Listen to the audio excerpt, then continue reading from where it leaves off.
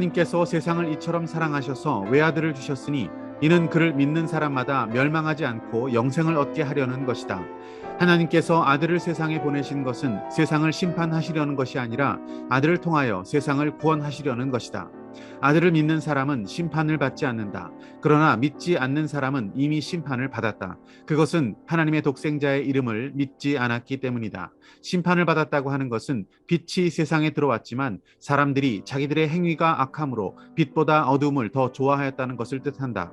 악한 일을 저지르는 사람은 누구나 빛을 미워하며 빛으로 나오지 않는다. 그것은 자기 행위가 드러날까 보아 두려워하기 때문이다. 그러나 진리를 행하는 사람은 빛으로 나온다. 그것은 자기의 행위가 하나님 안에서 이루어졌음을 드러내려는 것이다. 할렐루야, 아름다운 새날입니다.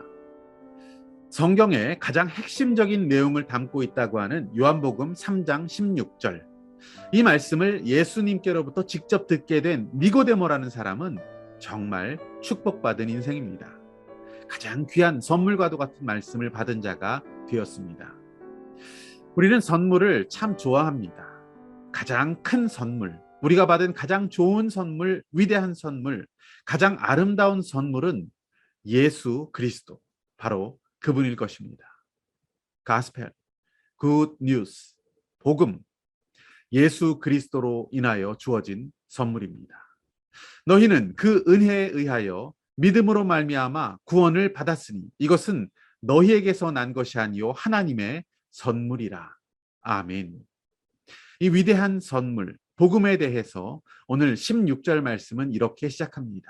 하나님께서 세상을 이처럼 사랑하셔서. 이 서론 속에 나타난 세상은 우주 만물로도 볼 수 있습니다. 하나님의 지혜와 솜씨를 드러낸 선물입니다. 또한 세상은 인류라는 의미도 있습니다. 우리 인류를 하나님께서 정말 사랑하셨습니다. 그래서 이 완벽한 세상, 질서 있는 우주 만물을 선물로 주셨습니다. 하지만 이 선물과 같은 우주 만물을 우연의 일치라고 하는 사람들도 있습니다. 그러한 주장은 마치 이런 우연에 비교할 수가 있습니다. 어느 가을에 태풍이 붑니다. 배차장에 있는 버려진 차들과 부품들이 하늘을 막 떠다닙니다. 그러다가 우연히 볼트와 너트, 케이블, 부품 이런 것들이 막 맞춰지기 시작해서 완벽한 차로 조립되어서 태풍이 지나가고 우리 집 앞에 딱 서 있는 겁니다.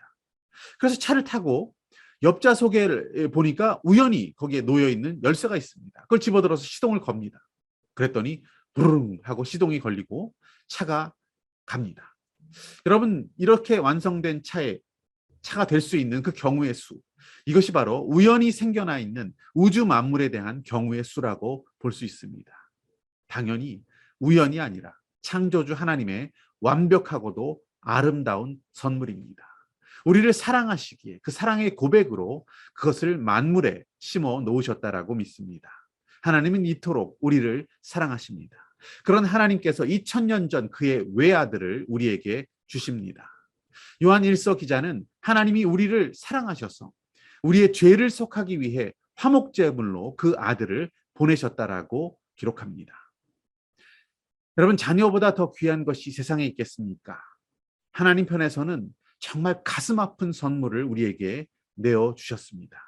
하지만 온 인류에게는 하나님의 외아들이 가장 아름다운 구원의 선물이었습니다. 위대한 선물이신 예수님, 이는 그를 믿는 사람마다 멸망하지 않고 영생을 얻게 하려는 것이다. 주님께서 말씀하십니다.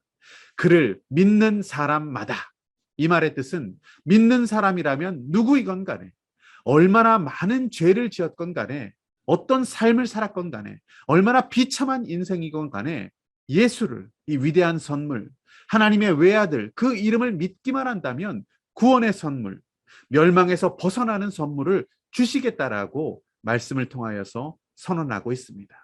여러분, 이것보다 더 큰 은혜를 받아보신 일이 있으십니까?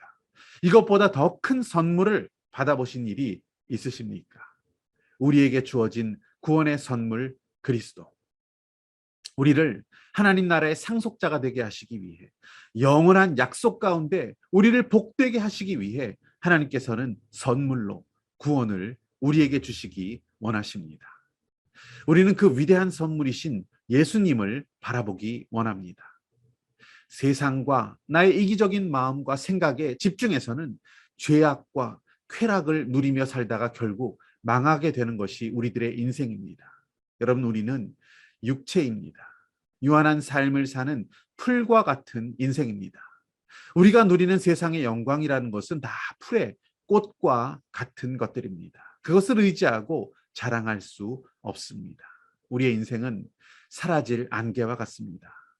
잠시 나그네의 인생을 살고 있지만 믿음으로 우리는 그 영원한 선물을 받아서 본향으로 우리 아버지의 집으로 돌아가는 축복의 인생이 되기를 소망합니다.